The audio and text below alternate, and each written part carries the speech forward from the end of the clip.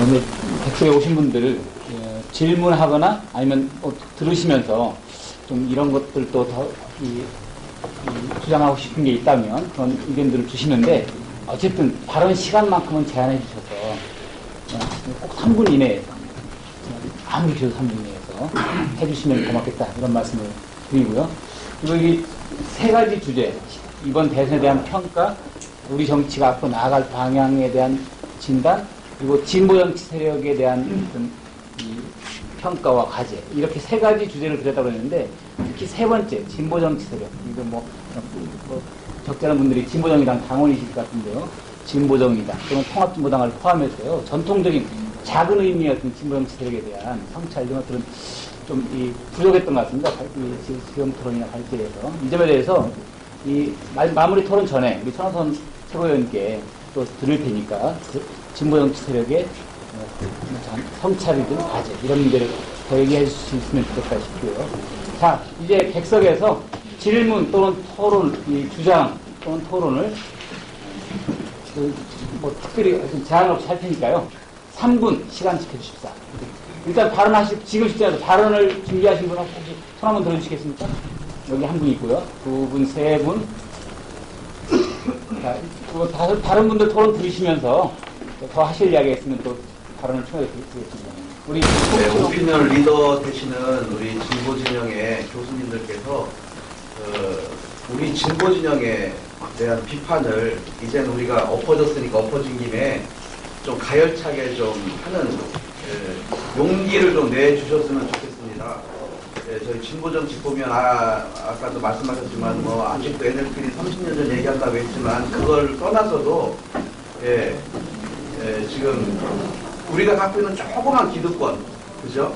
뭐 정당 만들어서 국고보정을 타내고 하고 요런 아주 작은 기득권 때문에 우리를 비판을 아끼는 부분이 있는 것 같아요. 지금은 이제 조금 더 민주당만 기득권이 있는 게 아니니까 우리 진보 진영, 진보당이 우리가 잘못하고 있는 부분에 대해서 구체적으로 좀 비판을 과감하게 좀 해주십사 부탁을 드립니다. 구체적인 내용에 대해서는 뭐 말씀 자세히 안 드려도 아실 부분이 많이 있을 것 같습니다. 비판은 아니죠. 내부에서 우리 천호선 측은 발언을 하시게 될 것이고요. 저 뒤에 이 발언을 청하십니다. 이혜경. 저는 잘 들었고요. 지금 그 민주당이 앞으로 새로운 정당에서 공약을 해야 된다고 말씀하셨는데요. 제 생각에는 지금 프레임 말씀을 많이 해주셨는데 민주당이 갖고 있는 지금 근데 어떤 정당들이 갖고 있는 진보 정의당을 포함해서 이 프레임이 과연 앞으로도 유효한가, 소기간이 지난 게 아닌가. 요즘 이제 뭐 디지털 정당이 디지털 정당이 큰 이런 말도 나오고 있고 SNS 이런 말도 많이 나오고 있는 부분에서 저는 이제 민주당과 어떤 끝까지 정당들이 가진 프레임은 과감히 좀 깨부수는 어떤 약간 이상적인 발상도 필요하지 않나 생각을 하거든요. 그래서 그런 부분에 대해서도 어떤 뭐 의견들이 있는지 이영희 위원장님. 네, 저는 질문이 아니고요. 네, 저는 고원 선생님이나 정혜고 선생님의 진단에 거의 뭐 한 80% 정도는 동의를 하고요. 저는 이번에 우리 대선 패배의 한마디로 규정한다면은 민주당의 총체적 선거 전략 변수의 미숙함이다. 저는 이렇게 규정을 합니다. 예, 그 속에는 이제 이번에 우리가 놓친 50대의 투표율과 50대의 지지가 보수로 강로. 저는 이제 베이비 부모 세대예요. 제가 50대이기 때문에. 정말 그 50대가 느끼는 절박감은 20, 30대와는 또한 차원이 좀 다르죠. 저 앞에는 자녀들 교육시켜야 되고, 결혼시켜야 되고, 경제 활동은 이제는 거의 중단 상태이고, 뒤에는 80, 90 되는 노년층 노부모 봉양을 해야 되는 그런 정말 굉장히 그 힘든 그런 50대죠. 네, 그래서 이 50대가 왜 보수화가 된 게 아닙니다. 절대로. 그 절박한 어떤 위기에서 그러면은 누가 책임과 신뢰를 줄 수 있는가? 이것은 박근혜가 책임과 신뢰를 준 게 아니고 문재인 후보 측에서 책임과 신뢰가 부족했기 때문에 저는 그것이라고 생각해요. 이제는 진보 진영이 어떤 공포감, 이정희류가 주는 공포감 그런 게 아니라 정말 진보 진영도 책임과 신뢰를 줘야 됩니다. 우리가 20대, 30대, 40대의 그와 또 다른 이중 마케팅이 저는 필요하다고 봐요. 진보 진영도. 그렇기 때문에 앞으로 계속 노년 인구가 늘어나죠. 저도 재수없어 100살까지 산다고 저도 이제 앞으로 얼마나 살지 노년이 굉장히 길죠. 이 노년층을 대비해서라도 진보 진영의 책임과 신뢰 가장 원칙적인 얘기예요. 이거는 노무현 대통령이 원칙과 신뢰 이게 대선 메인 슬로건이었거든요. 2020년도에 저는 진보 진영이 끊임없이 책임감과 신뢰를 줘야 돼요. 그래서 안심하고 저 진보 진영에게 우리가 맡길 수 있겠다라는 마음을 얻을 때까지 우리가 계속해서 책임과 신뢰를 줘야 됩니다. 그리고 이번에 민주당의 총체적 부실은 우리가 철저하게 압박과 그 성찰과 반성을 분명하게 요구를 해야 되고 그것은 우리의 몫이라고 생각합니다. 이상입니다. 지금 3분 하셨고요. 또 질문하실 분 이후에 또 받을 텐데 지금 시점에서 우리 천호선 최고위원께서 사실 이제 민주당 이야기도 하십니다만은 어쩌면 뭐 통합진보당 사퇴라든가 이런 것들도 유권자들이 이 진보를 또는 문재인 후보를 야권 단일 후보인 문재인 후보를 선택하는 것을 주저하게 한 여러 요인 중에 하나였고 그런 점에서 어쨌든 이 진보 진영도 대선 패배의 책임 일단을 나눠줘야 한다고 생각합니다. 그런 것들까지 포함해서요. 그 진보 진영의 성찰 또는 앞으로의 과제 이런 것들에 대해서 앞에 뭐 세 분도 그런 말씀들을 담아서 하셨는데 우리 천호선 최고위원께서 보조발제 차원에서 또 한번 해주시면 어떨까요? 지금 이 시점에서 제가 그 얘기하기 굉장히 쉽지 않은 것 같은데 그 얘기 전에 한 가지만 먼저 말씀. 제가 두 분이랑 제가 아까 좀 혁명적 변화가 필요하고 안철수가 움직여야 한다고 했던 진정한 취지가 뭔지 제가 좀 고백을 해야 될 것 같아요.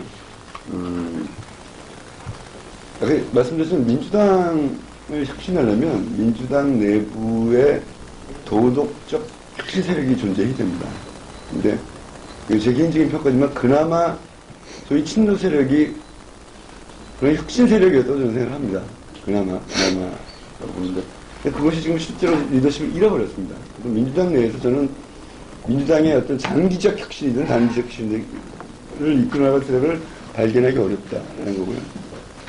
아까 그 국민참여당 시작했을 때 5년의 어떤 구상과 전망에 대해서 말씀드렸지만 그게 일단은 실패하고 무너졌습니다. 무너졌는데 새로운 구성 솔직히 저도 갖다를 못 잡겠습니다. 다만 안철수마저 가만히 있어서 안철수 씨마저 가만히 있어서 저희 이를 다 정치 생략입니다.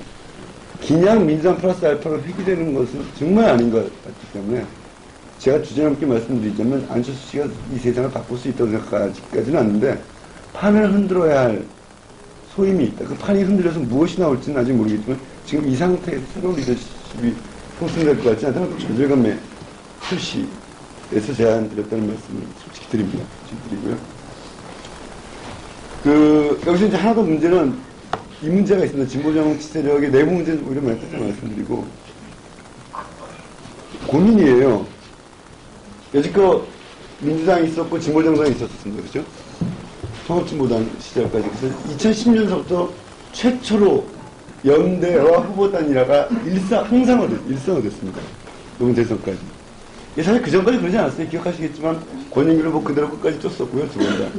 대선에서도 그렇고 총선 다 그랬었는데 새로운 것이 어떤 그 힘과 틀이 여기까지 왔는데 그 틀로도 이길 수 없다는 경험이 생기고 대통령이야 1대1이지만 국회의원들은 수없이 많은 국회의원 후보들의 당사자가 되고 수없이 많은 구청장, 단체장의 당사자가 되기 때문에 과연 그동안 2010년 이후 진행했던 연대가 반복될 수 있을 것인가도 심각한 부분입니다. 그러니까 민주당 플러스 알파식의 어설픈 새로운 정당도 위험하고요. 이런 연대를 계속 반복한다는 것도 정말 간단치 않은 굉장히 답 없는 지경에 와 있다는 것을 우리가 솔직히 인정해야 된다는 거죠. 그래서 저는 답이 있다고 생각하지 않습니다. 그러나 이것이 민주당 플러스 알파를 회귀하는 방식으로 가서는 안 될 것이다. 그러면 정말 답이 없게 될 것이다. 이런 고민입니다. 안철수 후보 좀 흔들어줬으면 좋겠다. 그러면 어딘가 새로운 리더가 숨쉬고 나올 구멍이 생기지 않을까 하는 사실 굉장히 절망스러운 기대이기도 하다는 말씀을 솔직히 고백을 드립니다. 그 통합진보당 사태나 이런 부분에 대한 변화는 저는 아까 두 분이 진보정치 세력이 변해될 것은 다 동의합니다. 어떤 부분들은 좀 강도의 차이나 이런 걸 좀 다 동의하고 저는 적어도 여기 이제 진보정의당으로 들어가면 진보정의당이 지향하는 그런 이 정치 변화의 방향은 틀리지 않다고 봅니다. 틀리지 않다고 보는데 거기에 우리가 노동중심성을 어떻게 재해석할 것인가, 그 다음에 시민참여, 참여민주주의가 한국에서 추측거든. 시민참여민주를 도입하는 문제, 현대 시대에 부응하는 어떤 정책의 변화, 생활에 밀착한 정당이 되는 방향은 뭐 변함이 없다고 생각해요. 중요한 것은 그래서 실제로 실천할 의지와 이게 단순한 관념적 전략이 아니라 문화와 행동 양식을 바뀌게 됩니다. 일상적인 일선에서의 지역위원회에서부터 중앙의 정치행위까지 그런 부분에 있어서 저는 아직 제가 감히 진보정의당 소속이기 때문에 말씀드리자면 진보정의당에서 마지막 희망을 보는데 아직 그것을 나 자신도 자신 있고 신뢰할 수 없다는 것을 솔직하게 또 한 말씀드립니다. 저는 진보정의당이 굉장히 중요하다 보는데 진보정의당이 작지만 새로운 진보의 모습을 보여줄 수 있는 저는 현재로서는 유일한 세력이라고 보고요. 우리가 정해놓은 방향을 구호나 전략이 아니라 실제로 정치 행동 양식에 있어서의 변화로 가져오는 것들을 성공하느냐 마느냐가 승패를 정할 것이다. 그것에 대한 이 구체적인 비전을 제시하고 있지 못하다, 아직 우리 내부에서도. 그 문제가 굉장히 절실해서 저는 감히 여기서 굉장히 과정에서 말씀드리면 진보정의당이 작지만 어떻게 변하느냐에 따라서 진보 세력이 새로운 모델을 제시할 수 있느냐 없느냐는 숙제를 가지고 있다고 감히 자임하고 따를 깎는 노력들을 해야 된다, 이렇게 정도는 답변을 드리겠습니다. 예, 이제 포괄적인 말씀을 주셨는데요. 일단 아까 그 영상으로 올라온 질문을 주시겠다는 것이죠. 예, 그 질문을 듣겠습니다. 시민방송 그 애청자, 시청자들이 질문할 질문이에요. 고통받게 될 것인가요? 라고 하면 아까 아니 내부에서 한 분이 질문해 주실 거예요. 그 두 가지는 좀 같은 맥락인데 선거 전략상 네거티브는 쌍방에서 있었지만 강도와 개연이 강한 네거티브는 윤 후보 측에서 더 많았는데 이것이 오히려 중도의 마음을 얻지 못한 것이 아니었나 묻습니다. 사탕 색깔님이 말씀해 주셨습니다. 그리고 비슷한 질문인데 리얼미터 대선 패배 이후 1위가 이정희 공격 토론이라는데 어떻게 생각하는지, 그거 어떻게 보면 두 개가 같은 질문일 것 같습니다. 그리고 대선이 끝난 후 언론동에서 민주당 내부에서는 친노의 책임 회피가 어려울 것이라는 등 말이 많은데 앞으로 민주당에서 친노의 입지의 동향은 어떨 것으로 예상하는지 그게 있고요. 그리고 질문이 진보는 대선 야권의 제 역할을 했나라는 질문이 있었는데 그건 아까 답을 해주신 것 같아요. 그리고 이것도 아까 답해 주신 것 같은데 진보정의당은 민주당과 통합할 생각은 없는가? 에릭 브록이라는 분께서 질문해 주셨습니다. 앞으로 박근혜 정부가 출범하면서 어떤 계층들이 어떤 고통을 겪게 될 것이냐, 이런 질문인데요. 지금 우리 고원 교수님께서 닥쳐올 경제 위기에 대한 어떤 대응, 이런 것들을 충분히 우리가 이번 선거 과정에서 제기하지 못한 걸 굉장히 아쉽게 생각한다, 이런 말씀을 주셨는데, 이에 붙여서 설명을 해주실 만한 의견인 것 같고요. 선거 과정을 평가할 때 이 문재인 후보 측, 범야권, 범진보 측이 실제로 과거사 제기부터 시작해서 나중에 선거 운동 과정에서는 저쪽 이 집권 세력 정당 쪽에 부정선거라든가 이런 것들을 너무 과도하게 부풀려서 네거티브 공세를 했고, 이것이 선거에서 중도층의 표심을 얻는데 실패한 게 아니냐, 이런 질문이셨고요. 이정희 토론에 대한 평가, 친노 책임론 등에 대한 의견, 이런 등등에 대해서 특별히 누가 답변하다 이렇게 하실 건 아닌데, 두 분 토론자분, 토론자분까지 마무리 토론 때 시간 좀 드릴 테니까 이런 문제에 대해서 의견 있으시면 주시면 되겠습니다. 자, 또 질문이나 주장할 바가 있으면, 하실 분 일단 지금 시점에서 한 손을 들어주시겠습니까? 하나, 둘, 또. 이 두 분 토론 하는 걸로 플로어 토론 마치도록 하겠습니다.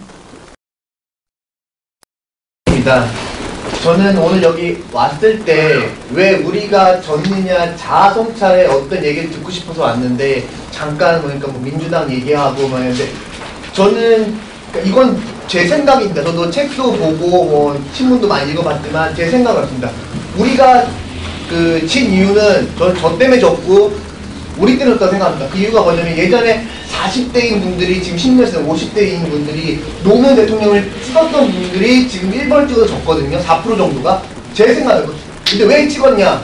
찍어줬더니 맨날 분열하더라. 가장 큰 결정적인 이유가 우리 통합진보당, 저도 물론 참여당에 있다가 통합진보당에 물론 진보정당 들어왔는데 이거 10%까지 통합 지금 왔다가 분열돼서 지금 1, 2%까지 떨어진 이것 때문에 저는 대선 시작하기 전에 벌써 중도층의 사람들은 얘네들은 찍어줘도 맨날 분열하더라. 더 이상 찍어줄 필요가 없다라고 하는 과정에 투표를 안 할 분들이 더 투표를 해서 투표율이 올라서는 좋다고 생각을 하거든요. 그래서 여기 와가지고 좀 왜 졌는지, 그래서 앞으로 이렇게 분열을 안 하기 위해서는 어떻게 마음을 합쳐야 되는지 저는 좀 그런 얘기가 나왔으면 좋겠다는 생각을 갖고 이게 토론에 와서 얘기 듣고 싶어서 왔는데 다들 뭐 남 때문에 졌다, 뭐 때문에 졌다, 뭐 때문에 졌다. 그게 아니고 왜 저가 그러니까 내가 여기 있으니까 왜 우리 때문에 졌는지 먼저 반성을 하고 그 다음에 했으면 좋겠. 저는 그것 때문에 솔직히 졌다고 생각을 하고요. 그러면 플러스 알파로 해서 이제 주중함은 그러면은 앞으로는 지지 않기 위해서 우리 진보의 마음을 어떻게 모아서 솔직히 저도 민주당에 안 들어가고 여기 있는 이유가 그쪽 색깔은 약간 틀리거든요.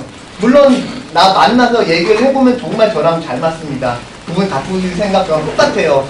하지만 결과적으로 보면은 좀 아니거든요. 그래서 또 여기에서 와 있는데 그럼 어떻게 그걸 모아서 지금 아까 뭐 거의 5대5까지 왔다는데 51%만 만들면 이기는 건데 그러면 좀 거기에 대한 좀 생산적인 좀 구체적으로 앞으로 어떻게 좀 할 수면 되는지에 대해서 좀 듣고 싶습니다. 좀 저보다 많이 말씀드리고 질문 드리고 싶은데 저는 이제 1차 TV 토론 보고 저도 이제 굉장히 쇼크를 먹었는데 이정희 후보 때문이 아니라 이제 박근혜 후보 때문에 쇼크를 먹었는데 저는 이제 수첩공주라는 말이 나왔을 때도 너무 좀 비하하는 거 아닌가 얕잡아보고 이렇게 생각을 했었습니다.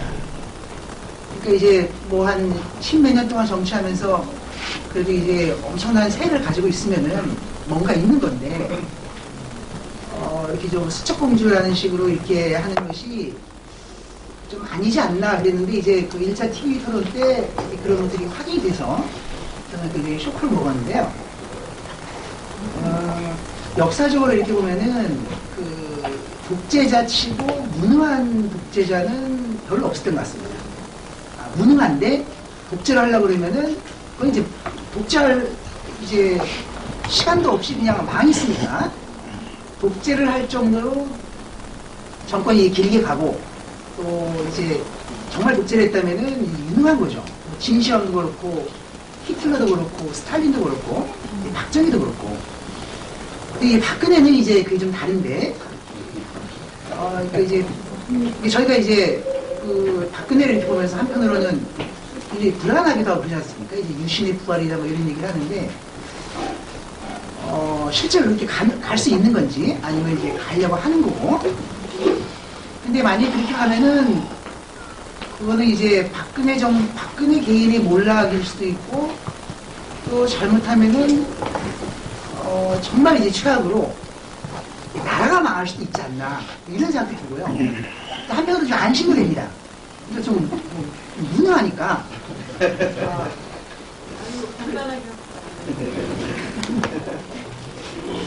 한편으로는 이제 그 전쟁 세대가 저희를 보고 종북이라는 것이 일단 피해 망상이 많은데 저희가 느끼는 그 유신의 부활이다 이런 것들이 정말 그것도 피해 망상인지 이 박근혜 정부가 앞으로 이제 어떻게 갈 것인지 이런 거에 대해서 좀 듣고 싶습니다.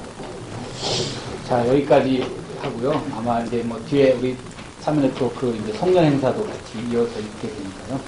마무리 발언을 뭐 다시 한번 청해 듣도록 하겠습니다. 이 대목에서 제가 우리 참여 정책연구회 회원님들은 그동안 이제 6회 토론 진행하면서 제가 이 토론 자리나 타석에서 여러 번 말씀드린 적이 있는데 저 같은 사람이 어떤 사람이냐면 전 이 친노무현 세력이잖아요. 친노 세력의 이름인 것 같아요. 개인적으로. 근데 이 핏줄이 친노 세력이고, 근데 몸은 진보정의당에 있습니다. 제가 말로는 끊임없이 안철수를 변호하는 사람이었습니다. 정체성이 매우 혼돈스러우니까. 이 선거 결과를 두고 느끼는 소외가 또 있습니다. 굉장히 그 2시간이 넘는 시간 동안 참 여러 가지 이야기들을 우리가 나누었는데요. 참 특별한 주제를 정하지 않고, 아까 시민방송 우리 시청자들이 준 질문도 있고 한데요. 이번 선거에 대한 평가, 향후 진로와 관련되어서 가능하면 3분 이내씩해서 마무리 발언을 해주시면 고맙겠습니다. 우리 정혁 교수님부터 시작하겠습니다. 저는 조금 약간 현실 정치에서 약간 가끔 참여도 하지만 이렇게 학교에 있으니까 그래서 그런지 몰라도 저는 좀 이렇게 생각을 해요. 어떻게 생각을 하는가 하면, 그래서 이게 조금 이렇게 너무 이렇게 제 고집을 이렇게 주장하지는 않습니다.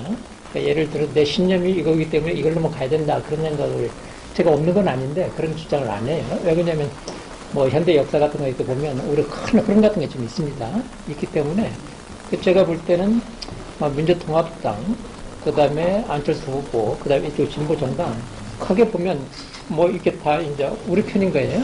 우리 편이기 때문에 그때 상황에 맞아서 대선 때는 민주통합당이 중요한 역할을 하면 가서 도와주고 이제 그래요. 그래서 제가 볼 때는 너무 이렇게 좀 큰 흐름을 보면서 이렇게 작은 흐름도 같이 보는 게 좀 필요한 것 같다. 그리고 이제 그런 데에 대한 어떤 서로의 차이를 알면서도 이제 그 관용 같은 거 있지 않습니까? 그런 게 우리 진보 중에 너무 부족한 게 아닌가 이런 생각이 들어요. 그러니까 이렇게 좀 이렇게 뭐랄까 크게 볼 수 있는 어떤 안목, 그렇다고 해서 자기 어떤 독자성을 이렇게 없애라는 얘기가 아니에요. 근데 우리는 어떻습니까? 조금 다르면 굉장히 그걸 확대시켜버려요. 그러다 보니 자기가 상처받고 이제 그러는데, 그래서 여하튼 상대방이 좀 저기하더라도 좀 크게 볼 수 있는 게 좀 필요하다 이제 그런 생각이 좀 들고요. 그 다음에 이제 그것과 더불어서 이번에 이제 선거 과정을 좀 보니까 저는 그런 생각이 들더라고요. 제가 이제 문교부 이제 들어가서 저기를 하는데, 예를 들어서 이제 진보정의당 후보 사퇴를 했죠. 신당영 후보 사퇴를 했죠. 그 다음에 이제 이정현 후보도 나중에 이제 토론 2번 나갔다 이제 사퇴를 했죠. 그 다음에 이제 안철수 후보도 단일화 과정에서 소했을 겁니다. 근데 나중에 도와줬죠. 너무 고맙더라고요. 이게 뭐냐면, 이게 우리가 이제 그 선거에서 이기기 위해서 이렇게 다 자기의 어떤 그 희생을 하면서 하는 게 눈물 날 정도로 이제 고맙더라고요. 근데 그렇다고 해서 내부에 이제 준비된 게 아니에요. 그냥 민주통합당은 별로 준비가 안 돼 있는데, 제가 민주통합당 비난하려고 그런 건 아닙니다. 근데 선거를 어떻게 치렀냐면, 민주통합당까지 치른 게 아니고, 온캠프를 가지고 치렀어요. 그래서 나중에는 민주통합당 인기가 없으니까 어떻게 했습니까? 국민연대라는 걸 만들었는데, 사실 국민연대 안철수 쪽에서 다 들어온 것도 아니에요. 그러니까 어떻게 보면 굉장히 엉성하게 만든 거예요. 그거 가지고 선거를 치렀어요. 근데 이제 그렇게 치르면서 이제 느끼는 게 뭐냐면, 참 이게 우리 실력이다. 우리가 저기 하는데, 그래서 예를 들어서 네거티브 이런 거 무수가 시간도 없었어요. 그냥 막 가는 대로 이제 가는 거예요. 그러면서 이제 막판에 이제 네거티브 이렇게 저기 했는데, 저는 네거티브 아니라고 생각합니다.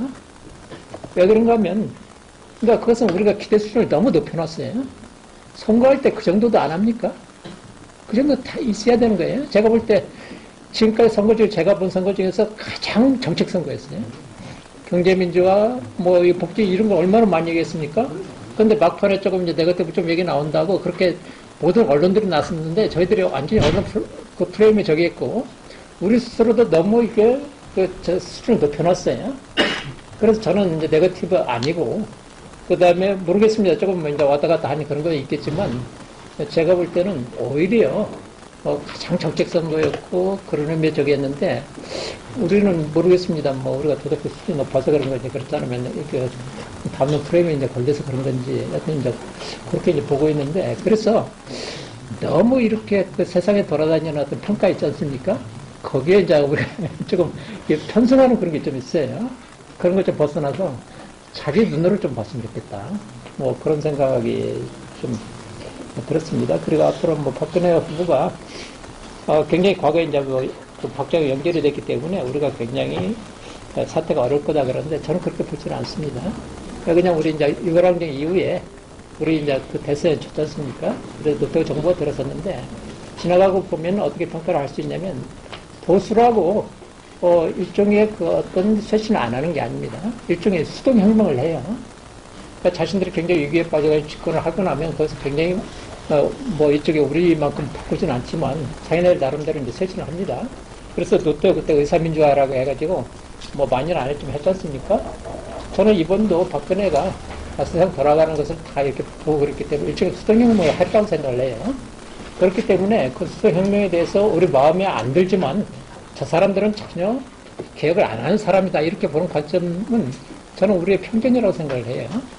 그래서 저희들이 상대방을 볼 때에도 우리 마음에 안 들지만 그들 입장에서 개혁하는 것은 또 봐줘야 되는 게 아닌가 그런 이렇게 객관적인 안목 같은 것을 우리 가져야 되는데 우리 마음속에 좀 원한들이 너무 많은 것 같아요. 그렇습니다. 예. 감사합니다. 고은 교수님. 예. 사실은 뭐 제 개인적으로는 민주당하고 같이 뭐 일도 많이 하고 민주당 열린우리당에 뭐 크게 보면은 뭐 몸을 담을 때도 뭐 계속 있었고 또 뭐 사실 정체성도 굉장히 많은 부분을 같이 합니다. 근데 그럼에도 불구하고 저는 2007년, 2012년 계속 밖으로 튀어나가서 일종의 이제 뭔가 이렇게 그 민주당하고는 좀 따라가는 듯한 그런 뭐 이렇게 모습이었었는데 사실 제가 그렇게 한 이유는 뭐냐면은 사실 그 민주당이라는 본체를 폐기할 이유는 없는 것 같으나 사실 민주당이 자기 쇄신의 어떤 동력이 내부에 별로 그 없어 보인다. 그래서 이걸 뭔가 이렇게 소위 제가 펴는 론은 그 강력한 수술 집도의론인데 그러니까 외과적으로 강력한 수술적 처치를 할 수 있는 좀 집도의가 필요한 게 아니냐. 야, 뭐 그런 어떤 집도의가 밖에서 나올 수도 있고 뭐 안에서도 나올 수 있다라고는 봅니다.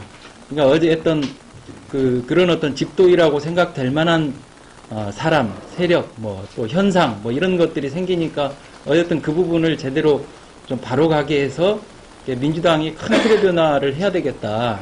사실 이제 저는 그런 맥락에서 뭐 이제 제 개인적인 항상 그 좌표를 잡고 뭐 이렇게 하는 과정에서 아까 뭐 어떤 분이 좀 그 용기 있는 비판 뭐 이런 것도 주문하시고 그랬는데 뭐 제가 뭐 그렇게 하다 보니까 좀 용기를 넘어선 비판도 많이 하다 보니까 사실 지금은 이제 좀 많이 좀 이렇게 뭐해서 앞으로 조금 더 조신하게 살아야 되겠다 이제 뭐 그런 생각이고요. 그냥 아무튼 그 제가 이야기했던 그 세력틀과 내용 있는 혁신 이것의 관계는 저는 뭐 그 천호선 최고님이 말씀하신 것처럼 여전히 뭐냐면은 민주당을 포함해서 굉장히 그 큰 틀에 굉장히 큰 변화가 필요하다라고 하는 데 대해서는 저는 뭐 같이 이견이 없습니다. 다만 그걸 이뤄 나가는 어떤 그 접근의 어떤 방법론에서 뭐 지나치게 어떤 그 형식주의적 접근, 그러니까 맨날 어떤 그 세력 틀만 이리 바꾸고 저리 바꾸고 하는 뭐 그렇게 하면서 사실 어떤 내용들을 갖추지 못하는 실제 이제 이런 문제에 대해서 좀 접근 방법을 좀 이렇게 정확히 해서 가야 되겠다라고 하는 이제 뭐 그런 지점들에 대한 제 생각이고요. 그다음에 이제 사실 이제 같은 문제, 같은 연장선상 문제인데 민주당의 뭐 선거 전략까지를 포함해서 굉장히 커다란 문제가 있다라고 하는 것들은 이번 선거 과정에서도 굉장히 여실하게 드러났다라고 봅니다.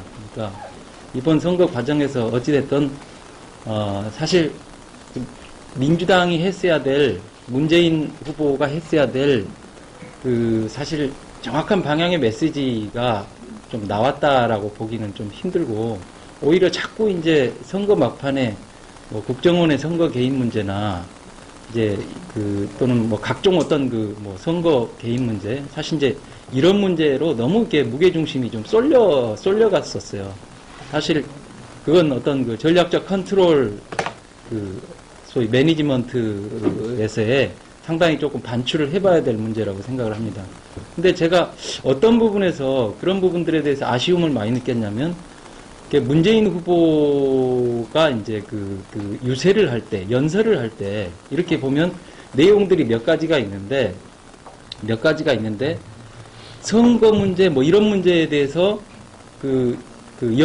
선거 개입 뭐 이런 문제에 대해서 이제 강력하게 뭐 비판을 하고 뭐 이런 거에 대해서 그 현장에서 사람들의 반응이 그렇게 뜨겁지가 않더라고요.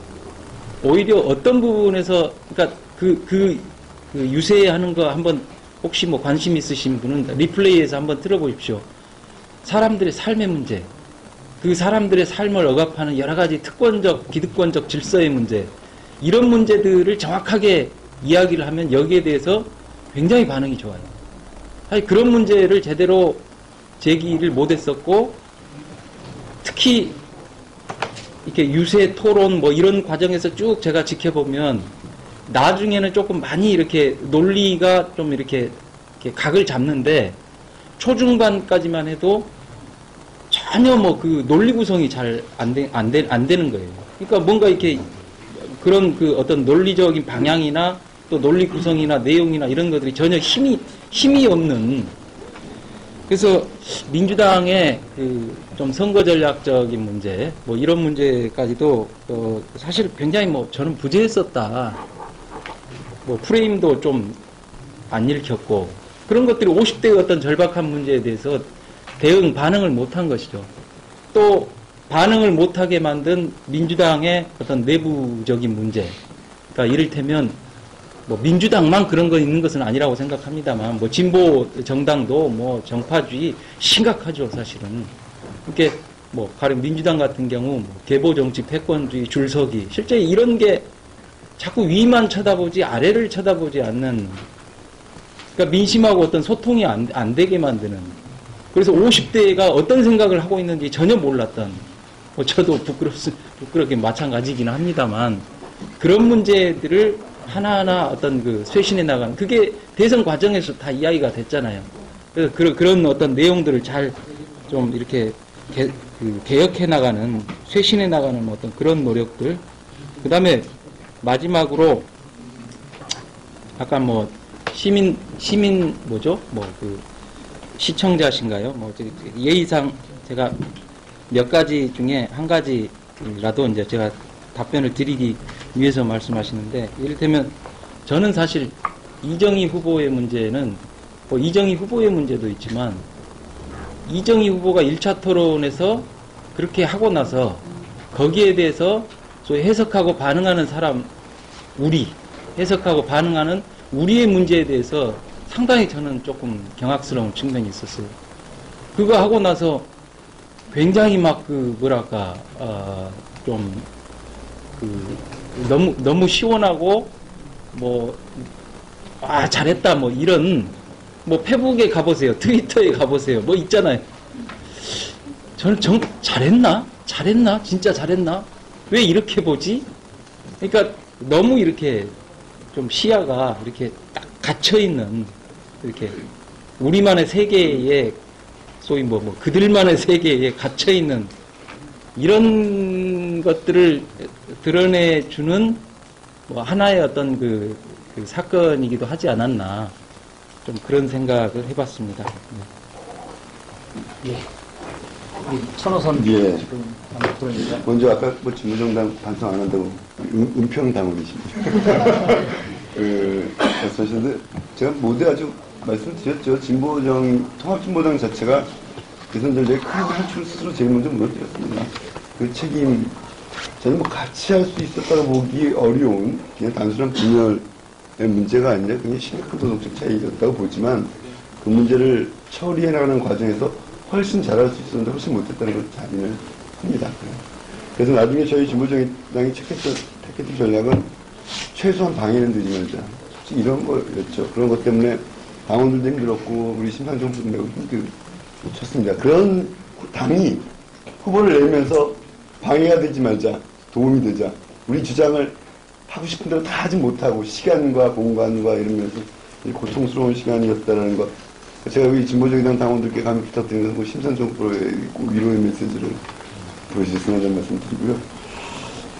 저는 그런 생각을 했습니다. 세대 문제, 50대 문제 아까 얘기했는데 저 네거티브 문제 다 연결되어 있는데, 저는 정영 선배님 굉장히 부드러우신 분인데 그 정도 네거티브는 어떠냐는 얘기에 대해서 저는 굉장히 문제의식을 갖고 있습니다. 저는, 네거티브라는 건 비판과 공격 있어야죠. 저는 그거 반대하지 않는데, 국정원권, 이런 건 잘못된, 정확한 팩트 없이 그렇게 움직이면 국민들은 이제 저는 정보를 듣고 판단한다고 생각합니다. 판단해서 저 네거티브가 될 만한 네거티브인지 저게 억진지를 판단했다고 생각합니다. 저는. 50대들이 판단했다고 생각합니다. 예를 들면. 40대, 30대, 20대 마찬가지예요. 의혹은 있지만 저거 저렇게 볼 일은 아닌데라는 우려를 가졌다고 저는 생각해요. 이러면 이런 겁니다. 세대 문제에 있어서도 저는 세대를 가르는 일에 우리가 앞장서 왔다고 생각해요. 진보에서. 마음속에 정동영 같은 발언을 하지 않았지만 어떻게 하면 노인네들이 덜 투표하고 젊은 사람들이 투표할 것이냐 전설을 긋는 일을 저희들이 전력을 해왔다고 생각합니다. 앞서 얘기했지만 제가 그런 얘기는 옆집 할머님한테 들었던 얘기인데 아니 무슨 제 결론은 그겁니다. 나이 드신 분들을 안심시킬 필요가 있다라는 생각을 했고 나중에 대중적인 얘기고요. 좀 더 구체적으로 얘기하면 이런 겁니다. 저는 앞으로 진보 세력이 이렇게 상징 세력이고 그죠? 민주당이고 아까 그 수동혁명을 얘기하셨었는데 박근혜가 하는 일 중에 7, 80점짜리 일들이 있을 겁니다. 우리가 생각하기에 엄격하지 않도록. 저는 공학이 아니라 진짜 당장의 대중의 이익에 봉부될 수 있는 정책이라면 정말 허심탄회하게 협력하는 모습을 1년에 한 번씩은 보여줘야 된다고 생각합니다. 그런 모습을 한 번도 본 적이 없어요. 저도 본 적이 없어요. 저도. 국민들이 그런 모습을 본 적이 없습니다. 그래서 이런 것들이 없는 세력들이 이제 과거, 저는 뭐 박근혜 딸 저작권 뭐 잘못됐다고 생각하고 다 있는데 과거사가 중요한 역사적 인식 기준이지만 그것이 쟁점이 되고 평가의 기준이 되지는 않는다라고 보는 거죠.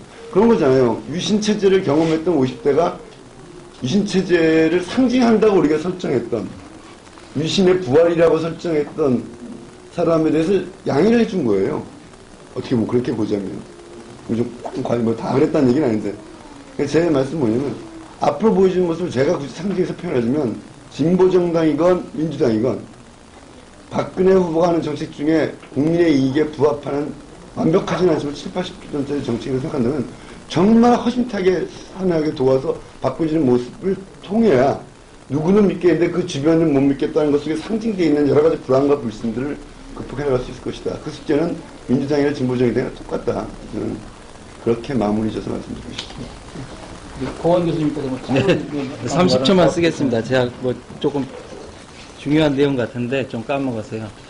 그러니까 좀 크게 이제 민주진보 진영의 그 내부적 개혁을 좀 이런 방식, 그러니까 사실 뭐 이렇게 각자 잘 개혁해봐. 사실 이제 이게 잘 안 되잖아요. 안 되는데 제가 이제 뭐 대선 과정에서 그 최태욱 교수의 아이디어이기도 하고 이제 안철수 캠프에서 뭐 제기했던 정치개혁 방식이 이제 캐나다나 네덜란드 뭐 이런 데서 그 시행해봤던 시민회의 방식이라는 게 있는데 소위 그 시민들을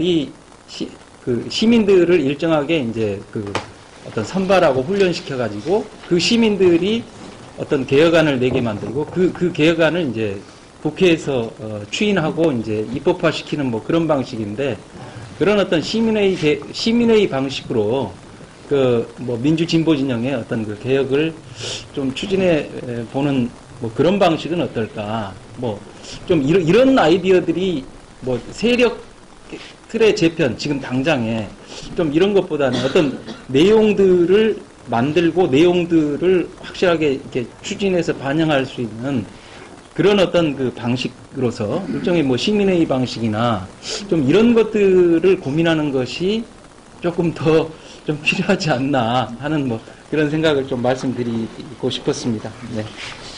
자, 뭐 이렇게 해서 2시간 반 가까운 시간 동안 토론이 이어졌습니다.